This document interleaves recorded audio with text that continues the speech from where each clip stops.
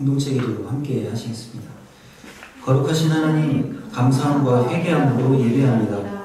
우리 예배를 받아 주옵소서. 우리를 거룩하게 하옵시며 은혜와 평안으로 채워 주옵소서. 우리는 주님을 영접하고 주님 안에서 생명의 빛 가운데 살아가는 빛의 자녀로 하나님의 아들들입니다. 진리의 빛을 세상에 비추어 이 땅에 하나님의 뜻을 실현해 나가는 참된 그리스도인으로 살도록 도와주옵소서. 매일 말씀 묵상과 기도를 가장 우선순위에 두고 실천하는 주님의 제자로 살면서 온유하고 겸손한 주님의 인격과 성품을 닮아가기를 소망합니다. 주님을 닮아서 정직하고 진실하고 공의로운 예배자로 살아갈 때 우리를 평안과 형통의 길로 인도해 주옵시고 사랑하는 가족과 이웃을 주님의 따뜻한 사랑으로 섬기며 복음의 기쁨을 나누며 살도록 도와주옵소서. 항상 우리의 기도를 들으시고 이루어주시는 예수님의 이름으로 기도합니다. 아멘. 3월 5째 주 말씀, 생명의 빛으로 오신 주님, 이렇게 본문 말씀 읽겠습니다. 예수께서 또 말씀하여 이르시되 나는 세상의 빛이니 나를 따르는 자는 어둠에 다니지 아니하고 생명의 빛을 얻으리라. 아멘.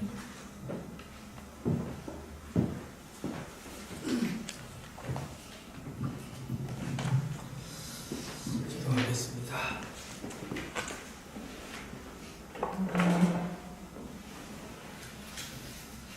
세상에 많은 좋은 일이 있고 기쁜 일이 있지만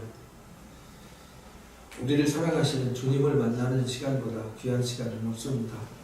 이 시간 주님을 만나는 기쁨으로 이 시간 예배합니다. 우리 마음에 갈급한 마음 주시어서 하나님께서 오늘 부어주시는 은혜 가득 채워가는 시간 되게 해 주옵소서. 영적인 기쁜 깨달음과 은혜를 얻는 은총의 시간 삼아 주옵시고 우리의 고민, 아픔, 또 무거운 짐 하나님 앞에 다 내려놓을 때 그 모든 마음의 근심과 고민과 어두운 글을 거룩한 보혈로 맑게 씻어주시고 우리에게 정결한 마음과 새 마음이 부어지는 맑고 밝음이 회복되는 시간 되게 해 주옵소서. 감사 후에 더 큰 감사로 채워주시고 우리 감사의 삶이 더 새로운 감사의 길 열어감을 깨닫는 시간 되게 해 주옵소서.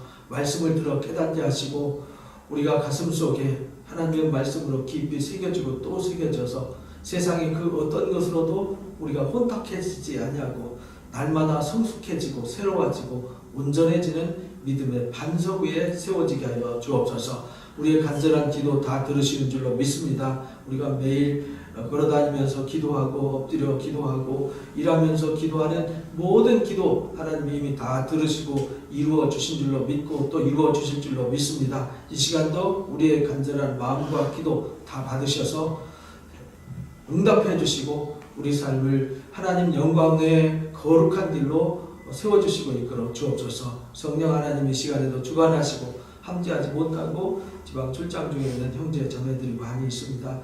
어디에 있든지 함께해 주시고 그들 위에도 하늘의 신령한 은혜와 감동을 넘치도록 부어 주옵소서. 예수님의 이름으로 기도합니다. 아멘.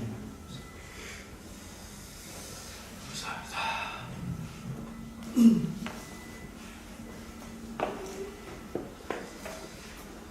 예수님은 이 땅에 오셨는데 2000년 전에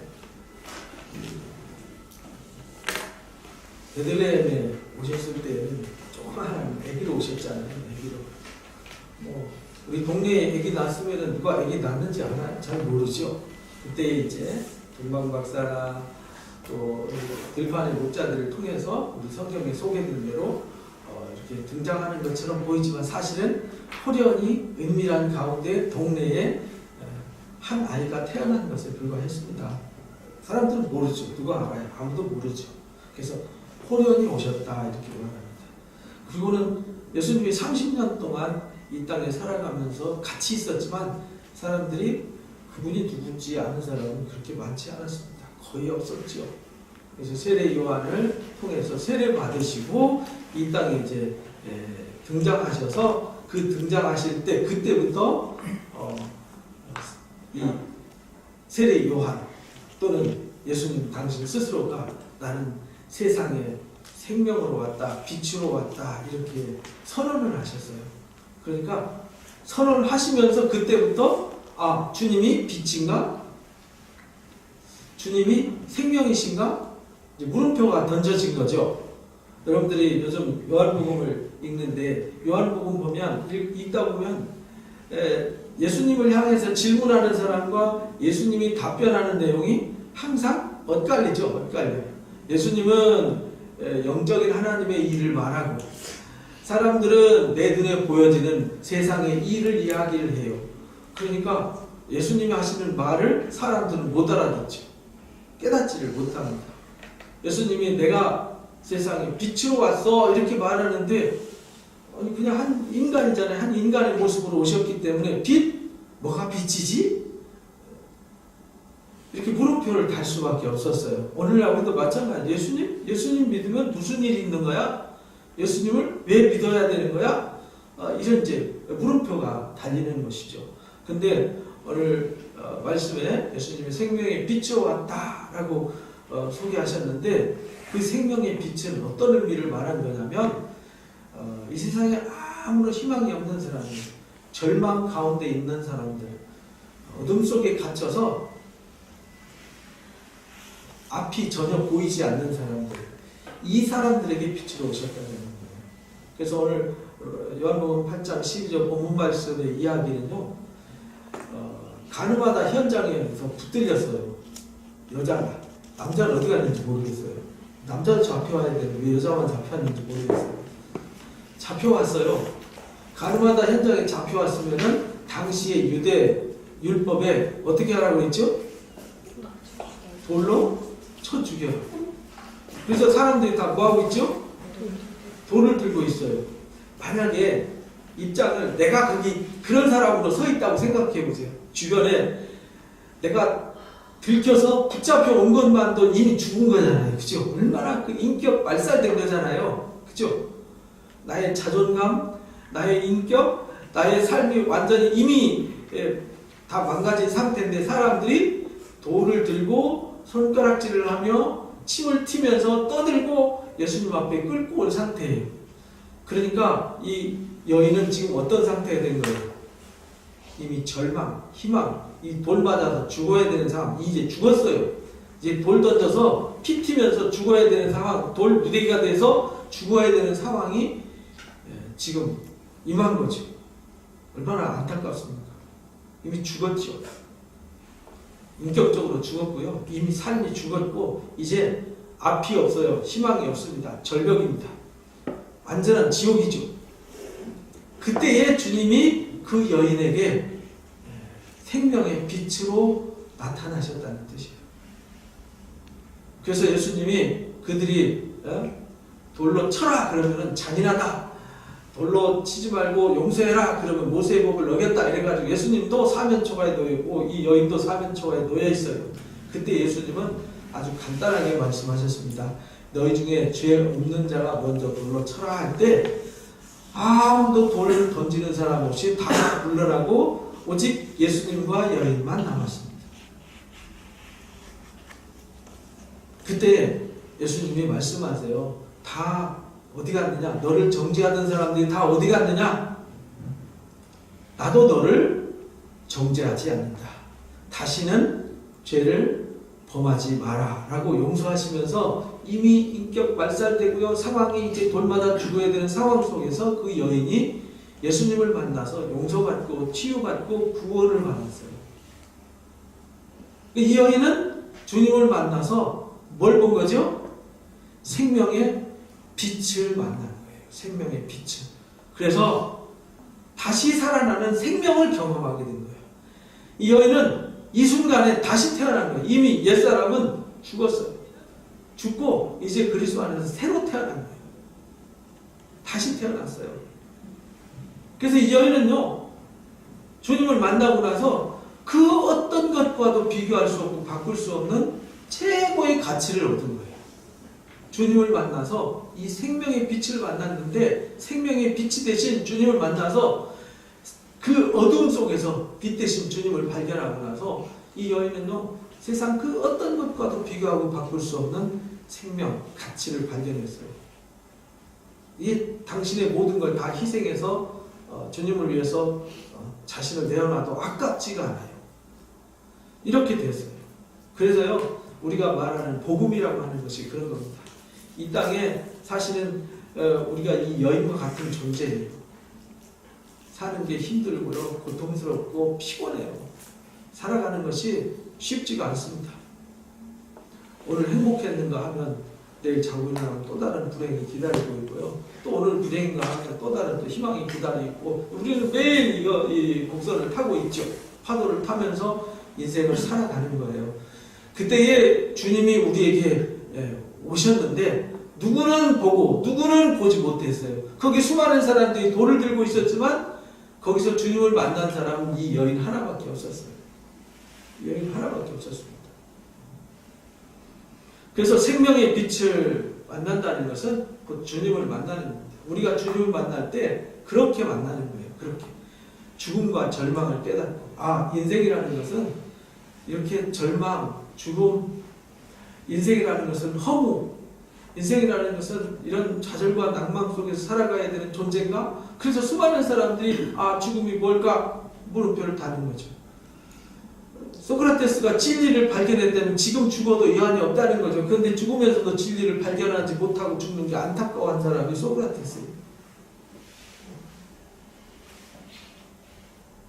그만큼 진리를 발견하는 게 어렵거든요. 근데 우리는 예수 그리스도를 만남으로 이 진리를 발견하는데, 그 진리가 뭐냐면요, 생명이에요. 생각해 보세요. 사람이 고민하는 게 뭐겠어요? 석가모니도 깨달은 게 뭐예요? 생로병사를 가지고 깨달음을 얻었잖아요. 다 헛일이구나. 근데 헛일인 걸로 끝나버리면 아무것도 아니잖아요. 그러니까 집착할 필요 없다. 근데 중요한 건요, 그러고 죽는 것으로 끝나버리면 아무것도 아닌 것이죠. 그래서 이 진리라고 하는 것은 누구든지 착하게 사나 악하게 사나 부자로 사나 가난하게 사나 잘생겼으나 못생겼으나 잘났으나 못났으나 누구나 다 죽음의 문턱 앞에서 똑같이 만나거든요. 똑같이 만납니다. 근데 진리라는 건 뭐냐? 그 죽음의 문턱에서 해답을 얻는 게 삶이 뭐냐? 사는 게 뭐냐? 살았다는 게 뭐냐? 내가 살아온 결론이 뭐냐? 이건 찾는 게 이 진리를 찾는 거거든요. 근데 그 답은 어디에 있느냐? 오직 예수 그리스도에게만 있어요. 그래서 그것을 깨달을 때, 그렇구나. 모든 사람이 다 죽는구나. 모든 사람이 다 절망을 경험하는구나. 모든 사람이 다 슬픔을 경험하는구나. 여러분들은 이 지구상에 살아가면서 수없이 많은 슬픈 사람들을 많이 보잖아요. 근데 사람들이 슬픈 이유는요, 다 나한테는 그런 슬픔이 안 올 거라고 생각했어요. 죽음의 문제는 나의 문제가 아니라 남의 문제라고 생각했어요. 고통의 문제는 남의 문제라고 생각했어요. 나의 문제라고 생각하지 않았어요. 저도 축구하다가 십자인대가 나가가지고 수술을 처음 했잖아요. 남들만 수술하러 가나 보다. 그래서 수술하는 분들 제가 기도해주러 엄청 다녔잖아요. 근데 제가 수술실에 누워있는데 기분이 이상하더라고요. 나도 이런 수술실에 오게 되는구나. 수술하고 기부스하고 다니면서 남들만 이거 잡고 다니면서 참 안타깝다 했더니 제가 짝대기 짚고 돌아다니고 있더라고요. 남의 일이 아니에요. 제가 고속도로 가다가 차가 뒤집어졌어요. 시속 100km 넘고 둥그러가지고 차가 다 찌그러지고 몸이 만신창이가 돼 피투성이가 됐는데, 저는 지나가면서 차 사고는 거 많이 봤거든요. 그래서 저 사람 사고 났네 하고 그냥 헛기침하고 지나갔는데요, 그게 나였어요. 그게 나였더라고요. 나한테 그런 일이 절대 일어날 거라고 생각하지 않았어요. 근데 그게 나였어요. 모든 사람들이 아픈 이유는요, 나는 절대로 슬프지 않을 거야. 나는 저런 아픔이 절대로 안 올 거야. 나는 저런 불행은 절대로 오지 않아. 그런데 나한테 왔거든요. 그래서 사람들이 당황을 하는 겁니다. 그래서 우리가 필요한 것이 예수 그리스도예요. 예수님을 만나면 그 문제가 다 해결되는 거죠. 다 해결되는 거예요. 그래서 그걸 깨달을 때 생명의 빛 대신 주님을 발견하게 되고, 그래서 예수를 믿어야 되는구나. 그래서 예수님을 만나야 되는구나. 그래서 그 속에서 생명의 가치를 발견하면은 이 가치를 세상 그 무엇과 바꿀 수 없는 거예요. 그래서 예수님은 비유를 드실 때 천국이란 밭에 감추인 보화를 발견한 사람과 같다. 그 보화를 발견한 사람은 자기 소유를 다 팔아서 그 소유를, 그 보물을 있는 밭을 사느니라 이렇게 말해요. 그 가치를 발견한 사람은 그것을 사게 되는 거죠. 천국은 마치 진주 장사와 같아. 극히 값진 진주를 만나면 다 팔아서 그걸 산다는 거죠. 우리는 이 가치를 발견해야 돼요. 곧 우리가 예수 그리스도, 곧 복음이 생명의 빛이에요. 이 빛을 우리가 발견해야 됩니다. 그래서 요한복음 1장 4절 5절에 예수님을 이렇게 소개했어요. 읽어보겠습니다. 시작. 그 안에 생명이 있었으니 이 생명은 사람들의 빛이라. 빛이 어둠에 빛이되 어둠이 깨닫지 못하더라. 이 생명이 있었어요. 태초부터 있는 영원한 생명, 그것이 있었는데 이 생명이 사람들의 빛이에요. 왜? 이 생명은 죽지 않는 영원한 생명이니까. 예수님은 영원하시니까 죽은 자를 살리시고 고통받고 슬픔과 절망에 있는 자들을 건지시고 회복시켜 주시고 영원히 하나님의 아들이 되게 하시니까, 그래서 참빛, 곧 세상에 와서 각 사람에게 이걸 비추시는 빛으로 예수님이 이 땅에 오신 거예요. 생명의 빛. 우리는 그 빛을 만나고 그 빛을 발견하고 그 빛의 가치를 믿음으로 사는 거죠. 사람들은 이거 발견하지 못해서 혹시 여기에 희망이 있을까? 저기에 희망이 있을까?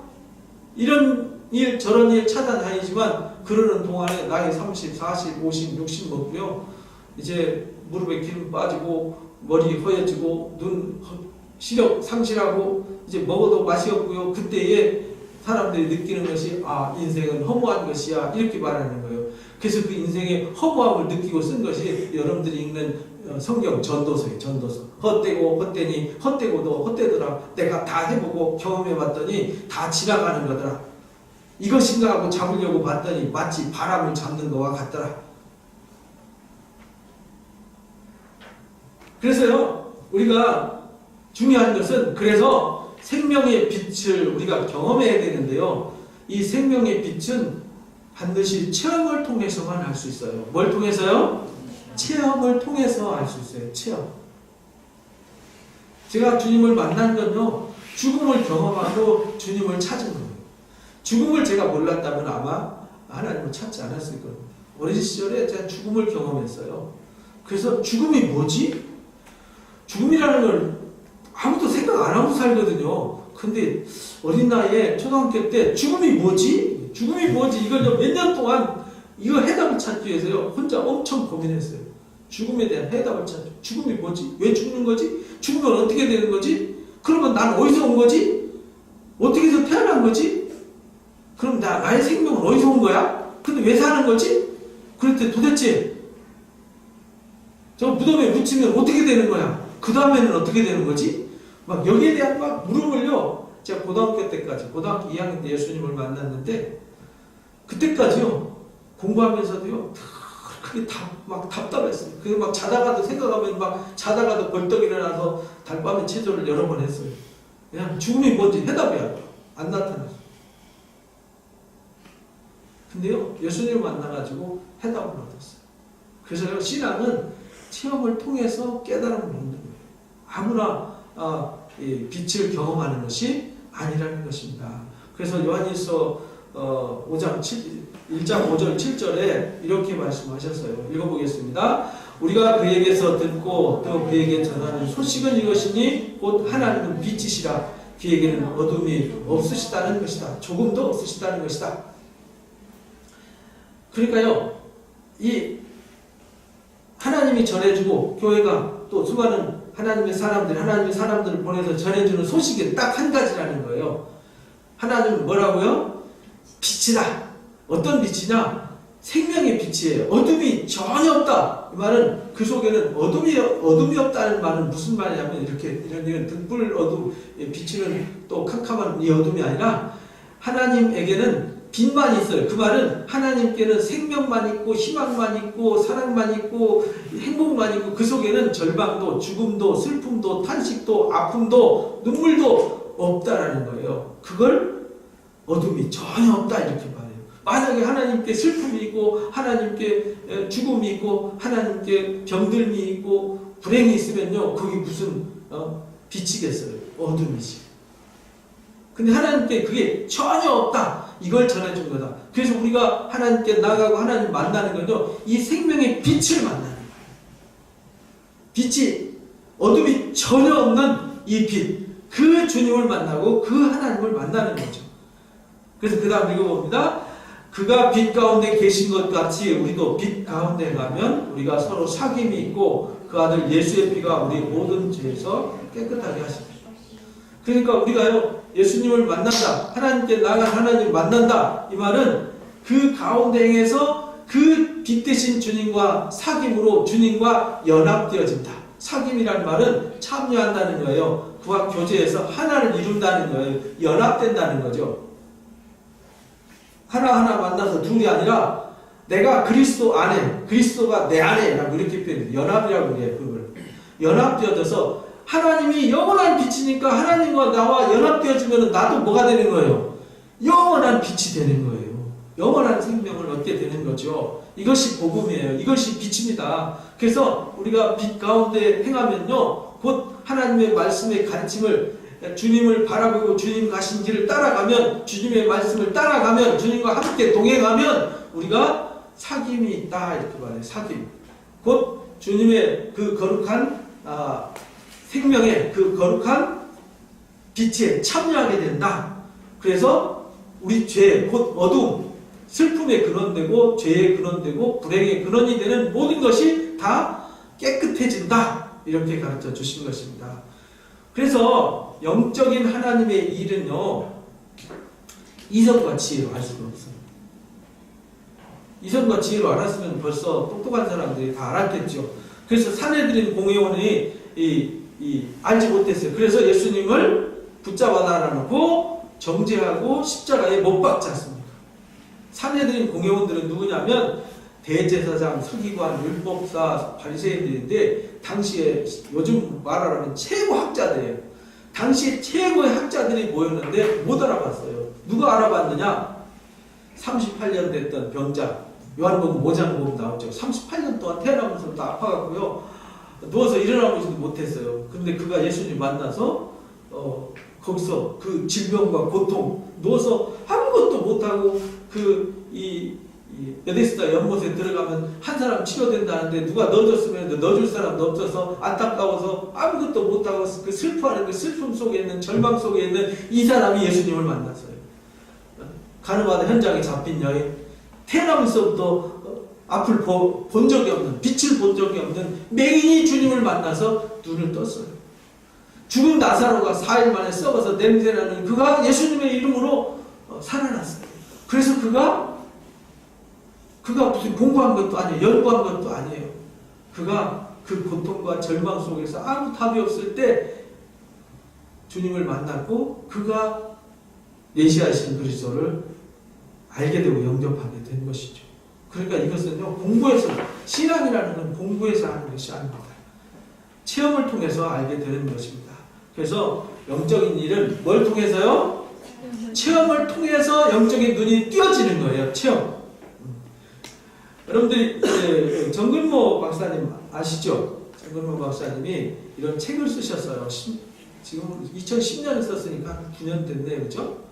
8년? 9년 됐는데, 나는 위대한 과학자보다 신실한 크리스천이 되고 싶다라는 책을 썼어요. 이게 당신이 쓴 간증집이에요. 정근모 박사님은요, 고등학교를 4개월 만에 졸업하셨어요. 서울대요. 간단하게 졸업하시고 미시건 주립대 가가지고요, 6개월 만에 박사학위로 졸업하셨어요. 부럽지요? 우리도 그랬으면 좋겠어요. 그냥 학교 가서 그냥 몇 개월만 공부하고 그래가지고 24살에 박사학위 받고요, 24살에 전 세계에서 최고의 핵 물리학자가 되셨어요. 그래서 프린스턴 대학교에 교수가 되시고요, 20대 여러분보다 어린 나이에 프린스턴 대학교 교수님 되시고요, 거기 핵융합연구원의 연구원이 됐어요. 연구소의 연구원이 되고요, MIT 공대 핵공학과 교수님이 되셨어요. 20대. 참 우리로서는 상상이 안 가죠. 그래서 천재, 전 세계에서 인정하는 미국 할렘원의 회원이 될 정도의 최고의 학자이셨어요. 미국에서도 최고로 인정하는. 그러니까 머리로는요 당할 사람이 없는 사람이었어요. 근데 이분이 하나님을 만나죠. 자기 이성과 머리로는요 도대체 신앙하는데 교회는 다니지만 왜 다니는지 잘 몰랐어요. 근데 당신 아들이 죽음의 위기에 있을 때 그때 하나님 앞에 매달려서 도저히 과학적으로는 불가능, 사람의 지식과 이 이론으로는요 불가능한데 엎드려 기도할 때 이 기도가 응답되었고요. 본인이 하나님의 은혜를 체험을 하게 돼요. 성령 받는 체험을 하게 됩니다. 이때 그 사람이 가지고 있던 그 이성의 그 틀, 지식의 틀이 다 무너져 버려요. 그리고 예수님을 영접하고 하나님의 일에 자신을 헌신하는 장로님이 되셨어요. 그리고 헵타트 한국 지역을 맡아서 봉사하는 봉사자가 되셔서 지금도 일하고 계세요. 지금 명지대 총장이셨는데 지금 올해는 되셨는지 모르겠어요. 제가 학교 다닐 때 저희 호서대학교 총장님이셨어요. 그래서 이분 간증을 여러 번 들었어요. 들을 때마다 도대체 저렇게 똑똑한 머리로도 하나님을 몰랐는데 하나님이 똑똑한 머리로 알게 해주신 것이 아니라 체험을 통해서. 뭘 통해서요? 체험을 통해서 하나님을 알았어요. 체험을 통해서 주님을 만난 거예요. 비로소.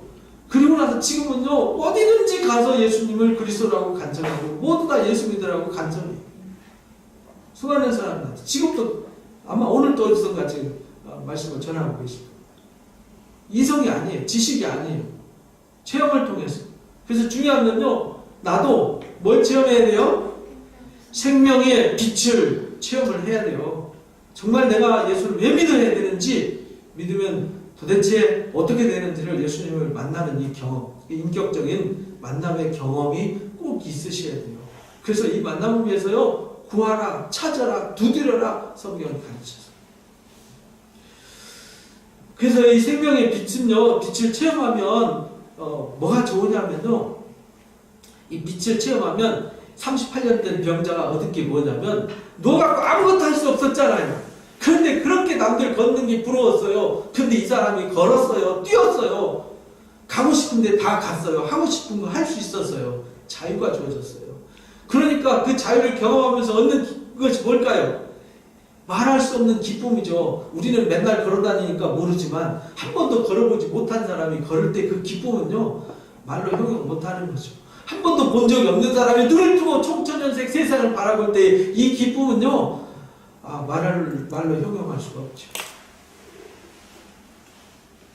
제가 어른이 돼가지고 20대, 30대에 시력을 잃어가지고요 앞을 못 보시는 분들 얘기 들으니까 너무 막 마음이 쓰리더라고요. 그런데요 그 얘기 들으면서 나도 만약에 앞을 못 본다면 어떤 느낌일까? 그 생각에 가슴이 철렁하더라고요. 그러면서 야 눈도 잘 관리해야 되겠다. 그리고요 너무 감사했어요. 내가 본다는 게 이렇게 감사할까? 내가 걷는다는 게 이렇게 감사할까? 맨날 먹으면서 소화고 시켜가지고 그런 사람들 보면 우리 잘 먹잖아요. 먹는 것도 그렇게 감사할 수가 없어요. 그러니까 이 신앙은 체험이잖아요. 저는 죽음의 위기를 하도 많이 넘겨가지고 저는 체험을 너무 많이 했어요. 그래서 위기와 환난 속에서 항상 하나님이 그곳에도 함께 하심을 저는 늘 믿어요. 그렇게 살아왔어요. 항상. 그래서 기쁨을 얻어요. 그리고요 확신이 생깁니다. 확신. 사도 바울도 예수 믿는 사람들을 잡아서 막 감옥에 집어넣고 죽였잖아요. 그리고 사도 바울은요 당시 최고의 석학이었어요. 1세기 당시에 유대인 중에서 최고 총망되는 최고의 석학이었다고요. 근데 그가 하나님을 믿고 하나님을 위해서 일한다고 했는데 예수 믿는 사람들을 잡아서 감옥에 넣고 죽였다 이 말이죠. 그런데 그가 바뀐 것이 공부에서 바뀐 것이 아니라 예수님을 만나는 체험을 통해서 바뀌었어요.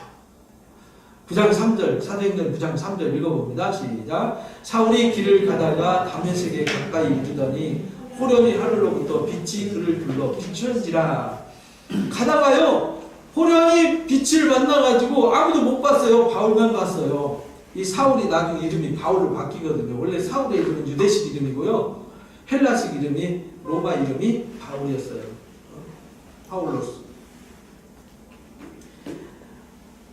그래서요, 예수님을 만난 뒤에 이 사람이 예수님을 핍박하던 사람이 예수님을 위해서 핍박받으면서 땅끝까지 복음을 전하는 위대한 사도가 되었어요.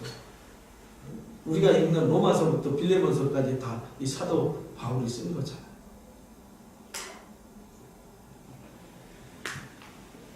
요한복음 12장에 예수님이 죽은 나사로를 살리셨어요. 11장에서. 그랬더니 사람들이 나사로 때문에 사람들을 죽이려고 그래요.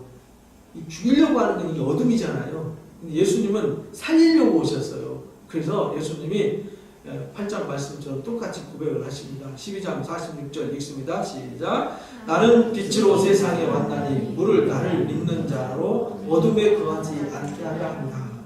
그래서요, 예수님이 이 어둠에 거하지 않게 하기 위해서 어둠 속에 있는 바울은 자기가 빛 가운데 있다고 생각했는데 예수님 만나고 나니까 자기가 어디 있었어요? 어둠에 있었어요. 어둠에. 그래서 이 바울이 빛을 만나고 나서요, 모든 사람들 보니까 다 어둠에 있었어요. 영적인 눈을 뜨고 보니까 자기가 영적인 눈이 가려져서 다 시커멓잖아요. 눈 감은 사람들끼리 다 시커멓잖아요. 그렇죠? 여러분 눈 감아보세요. 거기 빨간 사람 있고 노란 사람 있어요? 눈 감으면 다 시커멓죠? 다 시커먼 어둠이었어요. 그래서 다 모든 사람이 경험하는 게 다 거기서 거기였는데 눈 뜨고 보니까 모든 사람이 눈 감고 있다는 걸 발견한 거예요. 사도 바울이 그래서 모든 사람들의 눈을 뜨게 해주려고 자신의 목숨을 던지면서까지 땅끝까지 이 생명의 복음을 전했던 것입니다. 왜? 예수님이 그것 때문에 오셨기 때문에. 그래서 요한복음 3장 21절에 이렇게 말씀하셨어요. 읽어봅니다. 진리를 따르는 자는 빛으로 오나니 이는 그 행위가 하나님 안에서 행하는 것임을 나타내려 합니다. 그래서요, 진리를 따르는 자들은 빛 가운데 와요. 곧 예수님을 찾는 사람들, 이 사람들은 진리를 찾는 사람들이고 빛 가운데 나오는 사람들이에요. 이 빛 가운데 나오면 빛을 만나요. 빛을 만나는 순간 어둠에서 탈출하는 거죠. 그러니까 어둠에서 나온 사람들은 절망이 아니라 희망으로 살고, 슬픔이 아니라 기쁨으로 살고, 절망이 아니라 희망으로 살아가는 것이죠. 죽음이 아니라 생명으로 살아가는 것이죠. 성경에 보면 1만 달란트 빚진 자의 비유가 나와요. 1만 달란트. 1만 달란트는 엄청난 양이거든요. 요즘으로 말하면 6조 정도 돼요. 6조. 1만 달란트 빚진 자가 탕감받았어요. 그럼 이 사람은 자기 생명을 던져서 일생을 자기 몸을 아주 분골쇄신해서 갚아도 못 갚아요. 온 가족이 4대 5대로 죽도록 희생해서 갚아도 6조라는 빚은 못 갚아요. 갚을 수 없는 빚이죠. 불가능한 빚이. 그런데 그 빚이 탕감받았어요. 없는 것으로 제로. 그럼 이 사람은요, 얼마나 큰 기쁨을 얻었겠어요. 이 사람은 탕감받는 것이 체험이잖아요. 그러니까 얼마나 기뻐요. 얼마나 감사해요. 그러면요, 가서 남을 용서해야 되는데 용서하지 않아서 나중에 책망받는 얘기가 마태복음 나오는데요. 이 탕감받는 기쁨, 이것이 있을 때 우리는요, 아, 내가 용서받았다, 아, 기쁘다, 이걸 알게 되는 거예요. 다윗도요, 엄청 고통받았는데요, 우리 아내 밧세바 가늠하는 사건을 인해 가지고요, 엄청난 고통을 겪어요. 자식이 자식을 강간하고요, 자식이 자식을 죽이고, 자식이 아버지를 죽이겠다고 칼 들고 쫓아오고, 장인이 평생 자기를 쫓아다니는 아픔을 겪었잖아요. 근데 이 다윗은 그 어둠 속에 살면서 주님이 그에게 빛이셨어요. 하나님이 그에게 생명의 빛이셨어요. 그래서 그는 절망 속에서 희망을 보고 사셨어요. 그래서 오늘날 우리에게까지 다윗은 희망의 빛을 비추는, 그래서 이스라엘 사람들은 달력이 아니라 뭐죠? 국기에다가 뭘 그려놓죠? 다윗의 별, 삼각형 2개 엎어놓고 뒤집어 놓으면요, 육각형 다윗의 별이 돼요. 다윗의 별을 붙여놓잖아요. 희망이죠. 다윗 같은 메시아가 올 거라고, 다윗 같은 빛이 세상에 올 거라고. 근데 그 빛이 왔죠? 누구죠? 예수 그리스도가 왔는데 그들은 오히려 십자가에 못 박는 불행한 사고를 만들었죠. 용서받은 바울도 빛을 만났어요. 예수님 만난 죄인들, 세리들, 예수님 만나서 빛을 발견했어요. 그래서 그들의 삶이 바뀌었어요. 예수님 만나서 수많은 사람들이 치유를 받았어요. 예수님 십자가 지실 때 다 도망갔는데 마지막까지 눈물을 흘리면서 예수님 장례 치러준 사람들, 예수님을 위해서 슬퍼했던 사람들은요, 예수님을 만나서 그 아픔과 고통에서 벗어났던 사람들이었어요. 그러니까 모든 사람들, 성경에 기록된 의인들의 특징, 여기에 나타난 성경에 기록된 사람들의 특징은 다 주님을 만나고 하나님을 만나는 체험이 있었어요. 뭐가 있었다고요? 체험이 있었어요. 체험이 있으니까 여러분들도 경험이 있는 사람과 없는 사람이 다르잖아요. 무엇이든지 경험해본 사람과 안 해본 사람은 다른 거예요. 여러분들이 미국을 갔다 오고 안 갔다 오고 뭐 어디 괌을 갔다 오고 안 갔다 오고 설명하면 못 알아듣잖아요. 거기 좋아, 뭐가 좋아, 저거 설명해도요, 갔다 온 사람과 갔다 오지 않은 사람은 다른 거예요. 아무리 맛있는 것들 먹어본 사람과 먹지 않은 사람은 이게 설명이, 느낌이 다른 거예요. 그래서요, 에베소 5장 8절에 이렇게 말합니다. 읽어봅니다. 너희가 전에는 어둠이더니 이제는 주 안에서 빛이라, 빛의 자녀들처럼 하라. 그래서 이제 전에는 우리가 어둠이었어요. 근데 주님을 만나서 빛을 발견하고 빛을 가슴에 영접한 사람들은 이제 더 이상 어둠이 아니에요. 이제 빛 가운데 살아야 돼요. 그 말은 우리가 먼저 주님을 만나서 어둠이었던 우리가 주님을 만나서 이제 빛 가운데 나오고 빛을 경험해야 돼요. 그래야 우리가 빛의 자녀로 살 수 있다는 말입니다. 데살로니가 전서 5장 5절에도 이렇게 말합니다. 읽어봅니다. 너희는 다 빛의 아들이요 낮의 아들이라. 우리가 밤이나 어둠에 속하지 않았다. 이렇게 말해요. 그래서 우리가 말씀을 듣고 내가 예수님을 믿는다는 말은 어둠 속에서 빛으로 나온 거구나. 그래서 내가 누구 아들이에요?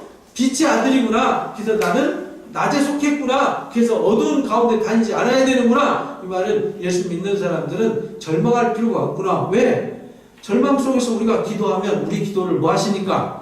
들어주시니까. 우리는 넘어지지만 우리를 일으켜주시는 주님이 계시니까 나는 다시 뭐 할 수 있어요? 일어날 수 있어요. 나는 죽어요. 그래도 나는 죽음에서 뭐 할 수 있어요? 다시 살아날 수 있어요. 그래서 예수 믿으면 빛을 발견하고 빛 가운데 살아가는 거예요. 여러분들이 아플 수 있어요. 힘든 일이 있을 수 있어요. 갈등이 있을 수 있어요. 근데 우리는 거기에 갇히지 않아요. 왜? 주님을 만나면 거기서 나를 뭐 하시니까? 건져주시니까. 거기서 나를 일으켜주시니까. 그래서 우리는 항상 빛 가운데 사는 거예요. 어둠이 나를 사로잡아서 나를 어둠을 뒤집어 싸서 나를 도저히 못 일어나게 못해요. 왜? 나는 빛이니까. 저와 여러분은 예수 그리스도 안에 옮겨진 빛의 자녀들입니다. 그러니까 여러분들은 절대로 실망할 필요 없습니다. 절대로 좌절할 필요 없습니다. 절대로 낭망할 필요 없습니다.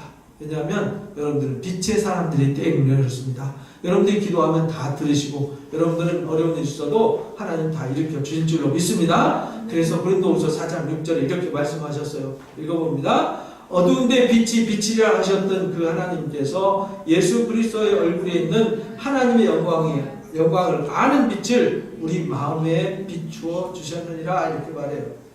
그래서 우리가 천지를 창조하실 때 빛이 있으라 했더니 빛이 있었잖아요.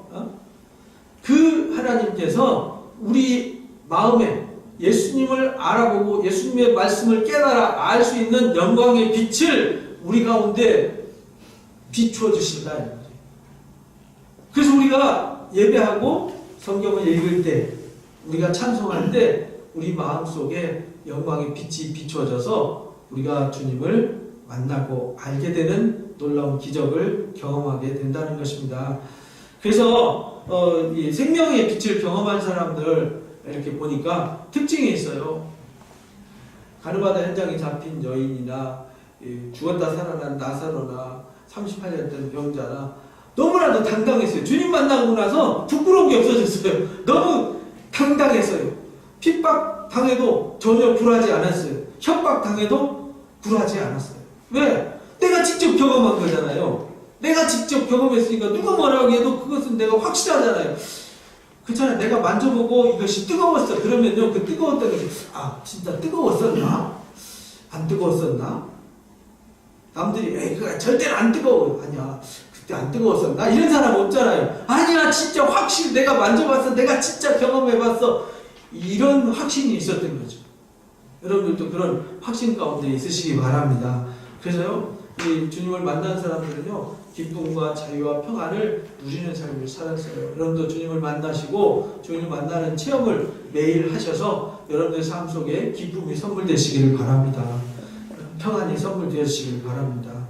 그래서 여러분들 삶 속에 답답한 고민, 갈등이 있으면요, 괜히 거기에 갇혀갖고 시간 보내고 그 어둠의 터널에 계속 입을 뒤집어 쓰고 있지 마시고요. 생명의 빛을 체험할 수 있도록 생명의 빛 가운데 나오시기 바랍니다. 생명의 빛 가운데 나오시면요, 나와서 말씀을 읽고 엎드려 기도하고 또 옆에 중보 기도해 주시는 분들하고 함께 손잡고 기도하세요. 그러면요, 여러분 그 어둠에서 나올 수 있습니다. 여러분들 그 고통 속에서 건져주신다고요. 그래서 그 빛을 여러분들이 경험할 때 여러분들 삶 속에 여러분을 발목 잡고 여러분들 힘들게 하고 여러분들 짓누르고 있는 그 어둠의 요소들 다 하나님 벗겨주시고요, 여러분들한테 밝은 희망의 빛을 주시는 줄로 믿습니다. 그래서요, 나는 주님을 만난 기쁨과 자유와 확신이 있는가, 이걸 돌아보셔야 돼요. 그리고요, 이 생명의 빛이 내 안에 늘 있고 이 생명의 떡이 떨어지지 않도록 우리 공급하는 삶이 이루어져야 돼요. 출애굽기에 보면은 이 제사장 되는 일이 성막에서 떡이 떨어지지 않게 하는 일을 하셨어요. 그리고 등불이 꺼지지 않게 하는 일을 했어요. 이것이 상징이거든요.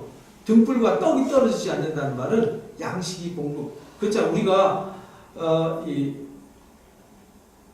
먹어야 되는데 먹는 양식이 끊겨버리면 생명이 시들어가는 거예요. 우리가 캄캄한 건물 안에 들어갔을 때 빛이 차단되면요, 어딘지 알 수가 없는 어둠 속에 살아야 되는 것이죠. 그래서 요한복음 6장에 예수님 당신이 생명에 뭘 오셨다고요? 빛으로 떡을 오셨어요. 그래서 우리가 예수님 만나면 생명의 빛을 만난다는 말이 뭘 통해서 만나냐면 하나님의 말씀을 통해서 만나는 거예요. 하나님의 말씀을 공급하지 않으면 우리 삶 가운데 떡이 떨어지는 것과 똑같아요. 쉽게 말하면 집에 밥 없는 것과 똑같아요. 밥 없이 한 달 살아보세요. 예수님이 주의 말씀은 내 발의 등이요 내 길의 빛이니이다 라고 시편 기자가 말했어요. 그래서 우리가 우리 삶에 생명의 빛이 꺼지면 안 돼요. 우리 마음속에, 영혼 속에 생명의 빛이 꺼지면 안 됩니다. 그래서 잠언에 그렇게 말합니다. 잠언 6장 23절 읽어봅니다. 시작. 대저 명령은 등불이요 법은 빛이요 훈계의 책망은 곧 생명의 길이다. 이렇게 말씀하셨어요. 그러니까 우리 영혼에요, 이 말씀의 등불이 꺼지면 안 됩니다. 이 체험은 이 불을 보는 체험이잖아요. 빛을, 나비가 저기 있는데 캄캄한데 불 켜놓으면 막 불나방들이 몰려들잖아요. 그러니까 빛을 봤으니까 오는 거예요. 여러분들이 불은, 빛은 어디 있냐면 이 도로에 있는 게 아니고 이 길바닥에 있는 게 아니고요, 이 하나님 어디에 있다고요? 이 말씀 속에 빛이 있어요. 이 말씀의 빛을 발견하고 이 말씀의 빛 가운데 나오셔야 돼요. 그러면은 여러분들은 생명의 떡을 공급받고 빛이 꺼지지 않는 여러분들의 삶 속에 생명의 빛이 역사되어지는 겁니다. 그래서 생명의 떡은 하나님의 자녀들이 먹고 살아야 될 하늘 양식, 생명의 양식을 말하는 거예요. 그리고요, 이 생명의 떡이 떨어지지 않도록 해야 돼요. 이 생명의 떡이 떨어지면요, 우리 몸이 힘이 우리 여러분들 밥 한번 바꾸면 힘이 없잖아요. 이것처럼 생명의 떡이 떨어지면 영적인 고갈이 와요. 영적인 고갈. 그리고 이 생명의 등불과 생명의 향이 꺼져버리면 어둠이 즉시 밀려오는 거예요. 어둠이 밀려와요. 이 등불만이 하나님께로 나아가는 길을 안내해주는 역할을 하거든요.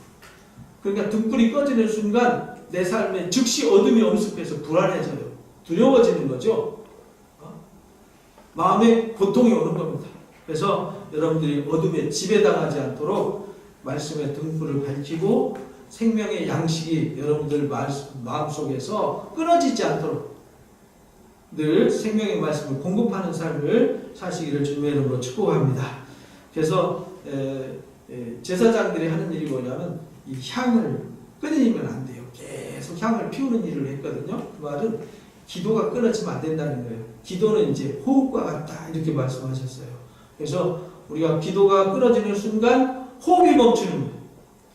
양식이 끊기고 등불이 꺼지고 기도의 향이 끊어지는 순간 우리는 암흑 속에 갇혀버리는 겁니다. 어둠 속에 갇혀버리는 거예요. 그래서 보아도 보지 못하고 들어도 듣지 못하는 영적 식물 인간 상태가 되는 거예요. 영적 맹인 상태가 되는 거죠. 그래서 우리는 영적 맹인이 되지 말고 식물 인간이 되면 안 된다는 겁니다. 그래서 오늘 말씀을 정리하면요. 말씀과 기도로 영적 체질로 우리 자신을 바꿔야 된다. 여러분 자신의 체질을 세상의 욕망을 쫓아가는 탐욕적 체질에서 하나님의 아들, 빛의 생명과 빛의 아들로 바뀌는 영적 체질로 여러분들을 바꾸시기 바랍니다. 두 번째는요, 영적 맹인, 영적 식물가로 살면요, 아무것도 못 봐요. 아무 일도 일어나지 않아요. 그래서 영적 체험으로 눈을 뜨고요, 생명의 빛 되신 주님과 동행해야만 맹인이 되지 않고 식물인간이 되지 않습니다. 요즘 이제 지식의 홍수 시대죠. 요즘 유튜브 보면은 요즘은 뭐 아이들이 TV보다는 유튜브를 더 많이 본다 그러잖아요. 유튜브 막 계속 아주 좀 뒤지다 보면 금방 1시간, 2시간 가죠. 막 쏟아져 나오는데 그게 진짜인지 가짜인지도 몰라요. 요즘은 진짜를 가려내는 것도 참 어려운 시대예요. 그죠? 그렇게 지식의 홍수 시대에 너무나도 둔감해지고 혼탁해지기 쉬운 시대를 우리가 살아가고 있습니다. 이때에 제일 중요한 게 뭐냐면 영적인 체험을 통해서 영적인 눈이 띄어지고 귀가 열려져서 분별력 있는 삶을 살아야 된다. 그래서 21세기 오늘을 살아가는 사람들에게 제일 중요한 게 뭐냐면 영적인 체험입니다. 영적인 체험 있는 사람들이 요즘 많지 않습니다. 왜냐하면 기도하는 시간이 없어요. 말씀을 읽고 묵상하는 시간이 많지 않습니다. 그러니까 영적인 체험이 많지 않아요. 그러니까 세상의 지식과 세상의 소리에 짓눌려 살아가게 되는 것이죠. 그래서 정말 나는 생명의 떡과 생명의 등불이 꺼지지 않는 삶을 살아가고 있는가 여러분 자신을 매일 점검하시기를 주님의 이름으로 축복합니다. 오늘 말씀을 정리합니다. 첫 번째 읽어보겠습니다. 시작. 주께서 죽음과 절망에 빠진 자에게 생명의 빛으로 오셨습니다.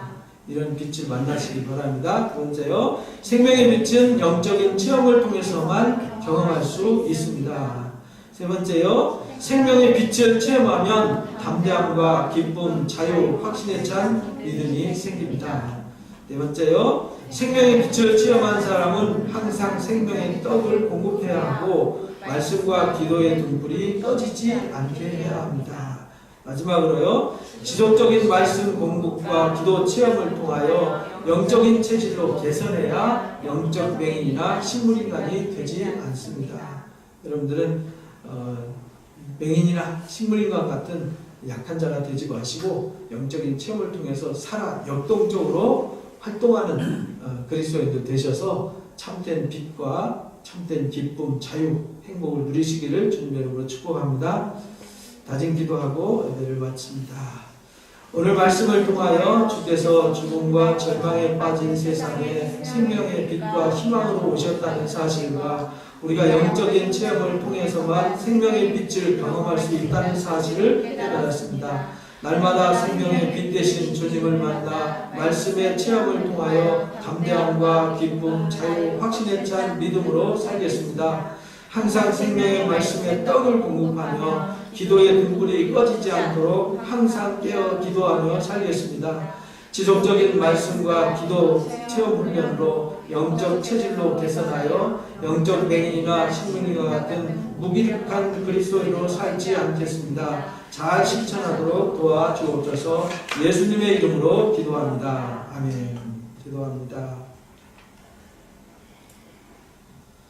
우리에게 깊은 깨달음을 주옵소서. 영적인 눈이 띄어지고 귀가 열려지고 그래서 매일 매 순간 살아계신 하나님의 말씀과 능력, 은혜를 체험할 수 있게 주옵소서. 체험할 수 있도록 하나님은 다 허락하셨지만 우리가 적극적으로 찾지 않고 구하지 않고 두드리지 않아서 세상의 수많은 생각들과 소리에 함몰되어서 우리가 그 빛 가운데 살아가지 못합니다. 우리 연약함을 도와주시고 우리가 빛을 발견하고 빛을 만나서 이제 빛의 놀라운 체험 속에 살아있는 믿음, 생명력 있는 삶을 살아가도록 참된 빛을 만난 삶을 살아가게 하여 주옵소서. 지금 우리 주 예수 그리스도의 크신 은혜와 우리 아버지 하나님의 놀라우신 사랑하심과 보혜사 진리의 성령님의 교제, 교통, 인도하심이 생명의 빛이 오신 주님을 만나서 바울처럼 또 38년 된 병자처럼 또 가늠하다 현장에 잡혔던 여인처럼 나사로처럼 주님을 만나서 확신 가운데 기쁨 가운데 참 행복 가운데 살아가기를 원하는 우리 사랑누린 교회 성도들 머리 위에와 이들 가정과 일터와 우리나라 민족 위에 지금부터 영원토록 함께 하시기를 간절히 축원하옵나이다. 아멘. 감사합니다. 예배를 마칩니다. 고맙습니다.